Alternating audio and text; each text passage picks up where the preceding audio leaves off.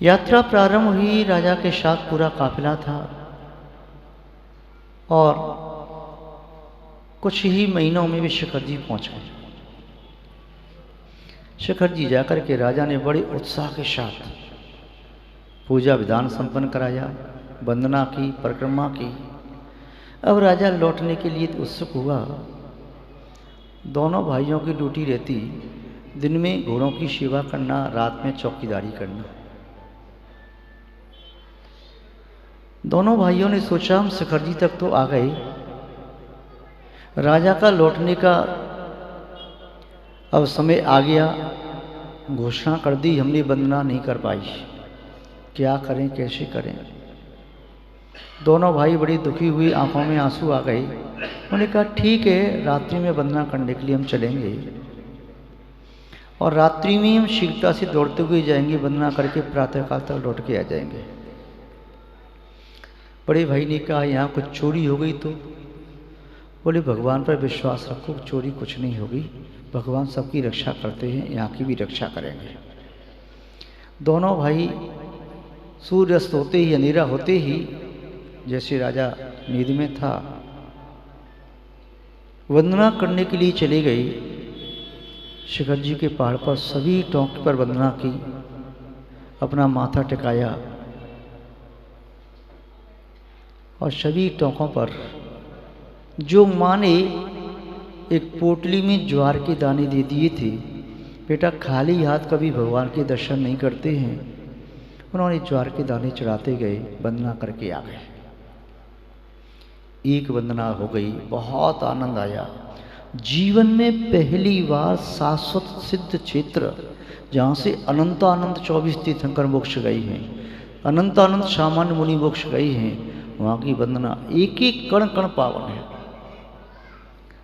दूसरे दिन छोटे भैया ने कहा भैया राजा भी 2 दिन बाद जाएंगे, तब तक अपन एक वंदना और कर लेते हैं।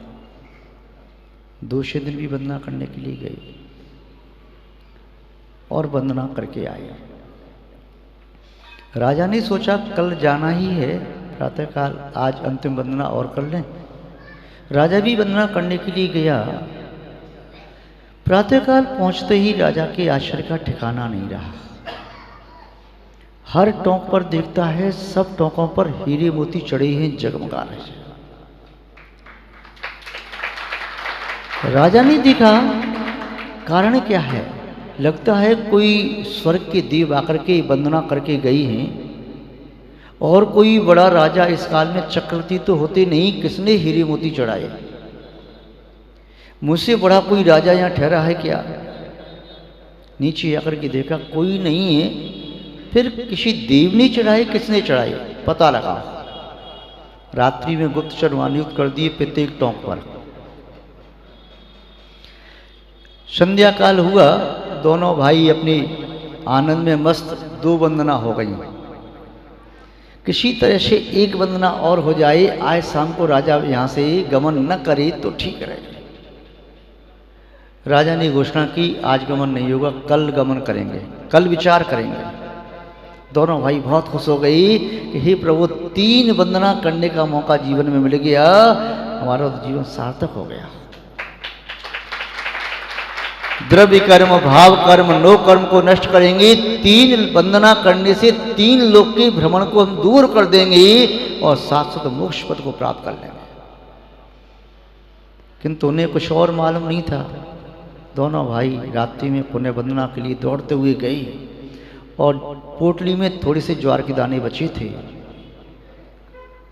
उन्हें चढ़ाते हुए जा रहे थे, तभी गुप्तचरों ने उन्हें पकड़ लिया। एक टोंक की यात्रा भी पूरी न हो पाई, पकड़ लिया। राजा के पास लाए, महाराज आपसे पहली वंदना करने के लिए रात्रि में जाते हैं, हीरे मोती यही चढ़ाते हैं, संभव है? ये बड़े मासूम से सीधे शादी दिखाई देती हैं, आपके खजाने में से रत्न इन्होंने चुराए होंगे। राजा ने कहा तुम लोग लगते तो सीधे साधे हो, बड़े भोले भाले मासूम हो, और हमारे राजमंत्री कोषाध्यक्ष कहते हैं कि संभव है आपने खजाने में से रत्न चुराई है? बेचारे रोने लगे। नहीं महाराज, हमें आपके खजाने का मालूम भी नहीं। आपकी कोई भी वस्तु कहीं पड़ी हो, हम किसी की वस्तु छूते भी नहीं। फिर तुम्हारे पास हीरे मोती कहाँ से आए? महाराज कैसे हीरे मोती?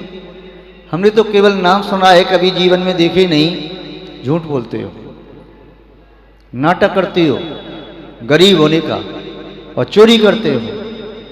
दोनों बालकों के टप टप आंसू टपक रहे थे। महाराज, हम गरीब जरूर हैं किंतु बेईमान नहीं है। ईमानदारी गरीबों में भी होती है। हमने तो बस भगवान के चरणों में, पहली भगवान की मूर्तियां थी शिखर जी के पहाड़ पर, उनके चरणों में माँ के द्वारा दिए हुए ज्वार के दाने चढ़ाए हैं। हमें नहीं मालूम क्या हुआ क्या नहीं हुआ। राजा ने कहा झूठ बोलती हो, ज्वार के दाने हीरे मोती हो जाएंगे? महाराज हम नहीं जानते, चलो चढ़ाओ। ऊपर पहाड़ पर गई। यदि हीरे मोती नहीं हुए तो तुम्हारा सर धड़ से अलग कर दिया जाएगा। भगवान से प्रार्थना की, प्रभु हमें अपनी मौत का डर नहीं है। शिखर जी के पहाड़ पर हमारी मृत्यु होती है तो हमें डर नहीं। वंदना करने की भावना थी, 2 वंदना पूरी होगी, तीसरी वंदना भाग्य में नहीं है तो कोई बात नहीं, हमारी आयु इतनी है, प्राण चले जाएं। किंतु यदि किसी देव ने हमारे ज्वार के दाने हीरे मोती किए हैं तो आज भी कर देना। इसलिए नहीं कर देना कि हमारे प्राण बच जाएं, इसलिए कर देना क्योंकि यदि आज आपने ऐसा नहीं किया तो गरीबों पर सबका विश्वास हट जाएगा, कोई गरीबों पर विश्वास नहीं करेगा। हमारी आपके प्रति निश्चल भक्ति है। हमारे पास हीरे मोती नहीं है, किंतु जिसने हमारी भक्ति को देख करके हमारी ज्वार के दानों को हीरे मोती कर दिया है तो वे आज भी हो जाएं। बस यही आपसे प्रार्थना है, जिससे जिन शासन की प्रभाव ना हो। राजा ने तलवार लेकर के हाथ में कहा चढ़ाओ। यदि हीरे मोती नहीं हुए तो एक ही बार में दोनों का सर धड़ से अलग कर दूंगा। दोनों बालकों ने ज्वार के दाने तो बाद में चढ़ाए, अपनी आंखों से आंसुओं के मोती पहले चढ़ा दी। जैसे ही जो ज्वार के दाने चढ़ाए, निस्संदेह वे हीरे मोती बनकर के चमकने लगे। राजा के आश्चर्य का ठिकाना नहीं रहा। राजा ने अपनी तलवार के सब फेंक दिया और दोनों के चरणों में माथा टिका दिया। कहा वास्तव में सच्ची भक्ति तो तुम्हारी है, मैं तो एक अहंकार में जी रहा था, मैं बड़ा राजा हूं। तुम्हारी भक्ति सच्ची भक्ति है, तुम्हारी भक्ति से ज्वार के दाने हीरे मोती हो गई। तुमने मुझे सत्य बोध दिया है, सम्यक श्रद्धा दी है, मोक्ष का मार्ग दिया है। और दोनों बालकों को उस ललित प्रभु राजा ने अपनी सभी संपत्ति दे दी। महामंत्री कोषाध्य के सामने कहा आज से मेरे राज्य के अधिकारी ये रहेंगे, मैं लौट के ललित प्रभु नहीं जाऊंगा, ललित नगर नहीं जाऊंगा। वहीं पर शंभेश्वर जी के पहाड़ पर उस राजा ने दीक्षा ले ली। दोनों पुत्रों का नाम था देवपत और खेपत। दोनों ने वहां पर आकर के दीक्षा तो नहीं ले सके, माँ की आज्ञा के बिना लौट करके आई। जितनी भी राजा की संपत्ति थी पूरी संपत्ति उन्होंने भगवान की मूर्तियां बनवाने में उसका उपयोग किया। स्वयं के सेवन के लिए एक दाना भी राजा के राज का नहीं लिया। महानुभाव, भक्ति इसे कहते हैं। आप और हम लोग भी भक्ति करते हैं, कई बार भक्ति करते करते मन विचलित हो जाता है, किंतु हम अंतर आत्मा से विशुद्ध भक्ति करें। अकाट्य प्रमाण है शास्त्रों का, भक्ति कभी निष्फल नहीं जाती। आपने एक बार भी अंतरात्मा से भगवान का नाम लिया है, उसका भी आपको पुण्य का फल नीम से मिलेगा। कोई आपके पुण्य को छीन नहीं सकता। भगवान के चरणों में सब कुछ समर्पण कर दो बिना शर्त के। कोई कंडीशन होती है तो कंडीशन से प्रियात्मा परमात्मा नहीं बनती। यदि पारसमणि और लोहा दोनों पास पास रखे हैं, लोहा पारसमणि के संस्पर्श से यदि सोना नहीं बन रहा तो समझो बीच में कोई कंडीशन लगी है। या तो पारसमणि कपड़े में लिपटी रखी है या लोहा कपड़े में लिपटा रखा है या लोहे में जंग लगी है। जब दोनों में कोई कंडीशन न हो, दोनों का संस्पर्श होगा तो लोहा तुरंत ही सोना बन जाएगा। हमारी भी भगवान के प्रति बिना किसी शर्त के, बिना कंडीशन के भक्ति होगी तो हम भी परमात्मा बन जाएंगे। कैसे बन जाएंगे? जब एक एक के 2 अंक बिना कंडीशन के पास पास होते हैं तो वे 11 बन जाते हैं। 2 के 2 अंक बिना कंडीशन के पास पास हो तो 22 हो जाते हैं। 3 के 2 अंक बिना कंडीशन के पास पास हो 33 हो जाते हैं। कंडीशन बीच में आ जाए तो फिर इतना उसका मूल्य नहीं बढ़ सकता। 1 + 1 करेंगे तो 2 होगा, 1 × 1 करेंगे तो 1 ही होगा, 1 में 1 का भाग देंगे तो भी 1 आएगा, 1 में से घटाएंगे तो 0 आएगा, 1 का वर्ग करेंगे तब भी 1 आएगा। इतना वृद्धि किसी अंक की हो ही नहीं सकती। 2 का भी करो तो 2 का वर्ग भी करें तो 4 आएगा, और 2 का यदि घन भी किया क्यों तब भी 16 आ जाएगा। या क्यों करके 2 × 2 4 × 2 8 हो गया, किंतु 22 नहीं हो सकता। 22 केवल इसी कंडीशन पर हो सकता है कि बीच में कोई कंडीशन ना हो, दोनों एक के अंक के बीच में कोई कंडीशन ना हो तो 11 हो जाएगा, दोनों 2 अंक के बीच में कोई कंडीशन ना हो तो 22 हो जाएगा, और कोई ना कोई कंडीशन लगाएंगे तो वहां तक ना पहुंच पाएंगे। ऐसे ही भक्त और भगवान के बीच में कोई कंडीशन ना हो, भगवान के चरणों में सर्वस्व समर्पण हो जाए। मेरा तन मन धन सब अर्पण है। आप लोग कहते हैं हे भगवान मेरे पास जो आज कुछ भी दौलत है सब आपके चरणों की बदौलत है, और भगवान के चरणों में समर्पण करने में कोई सोचना नहीं, ज्यादा बुद्धि का प्रयोग नहीं करना। बुद्धि का प्रयोग करना व्यापार में, बुद्धि का प्रयोग करना अपनी फैक्ट्री चलाने में, बुद्धि का प्रयोग करना अपने रिश्ते नाते निभाने में, करना हो तो करो, किंतु बुद्धि का प्रयोग कभी श्रद्धा में और प्रेम में नहीं किया जाता। क्योंकि श्रद्धा हृदय से उत्पन्न होती है, प्रेम भी हृदय से उत्पन्न होता है, उसमें बुद्धि नहीं लगाई जाती। और जो तुम्हारे साथ दिल से जुड़े उसके साथ दिमाग से व्यवहार नहीं करना। भगवान के साथ कभी दिमाग का प्रयोग नहीं करना, दिल का प्रयोग करना, हृदय का प्रयोग करना, हृदय संबद्ध करके चलना, तब निस्संदेह तुम्हें वह सब कुछ मिल जाएगा जिसकी तुम्हें आवश्यकता है। जो तुम मांगो वह मिले देर सवेर मैं कह नहीं सकता, किंतु जिसकी तुम्हें आवश्यकता है वह बिना मांगे ही सब कुछ मिलेगा। आप पढ़ते हैं जांचे सुरतर देय सुख चिंतत चिंता रेन विन जांचे विन चिंतई धर्म सकल सुख दे। वह धर्म संपूर्ण सुख देने वाला है। महानुभाव वेदी प्रतिष्ठा का कार्य लगभग संपन्नता की ओर है। अभी यज्ञ आहुति हवन होगा तो निष्ठापना यहाँ से करके श्री जी विराजमान किए जाएंगे। जिसके हृदय में श्री विराजमान हो तो सबकी भावना होना चाहिए, हम सब करेंगे। सबकी भावना होना चाहिए तो श्री जी विराजमान करना है। वहाँ वेदी शुद्धि संस्कार प्रतिष्ठा के साथ साथ हृदय में अपने चित्त की वेदी को भी शुद्ध किया है, वहाँ पर भी भगवान विराजमान करना है, और यहाँ पर भी अपने भगवान विराजमान करना है।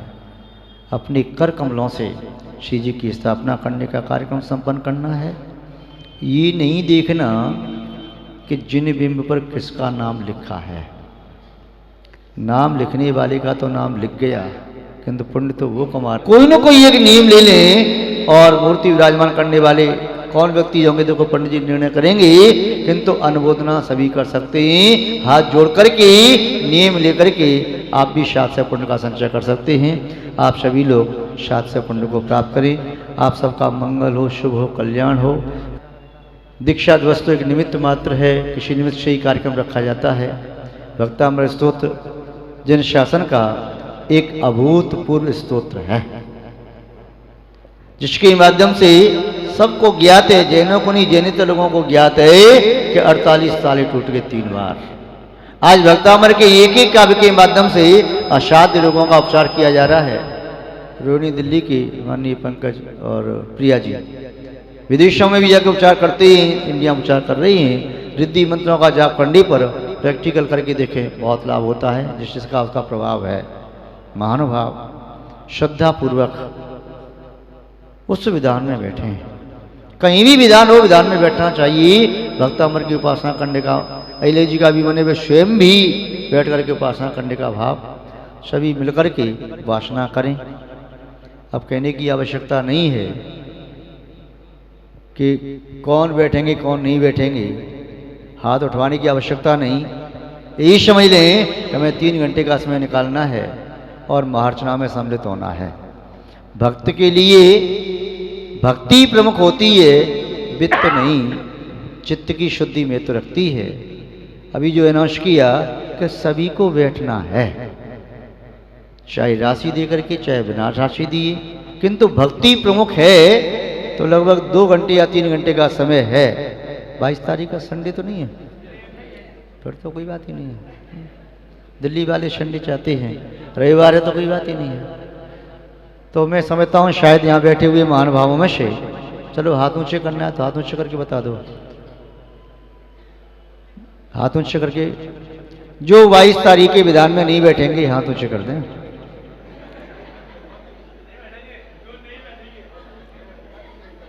तो इसका आशय हम ऐसा समझ लें कि 22 तारीख के विधान में सभी बैठेंगे।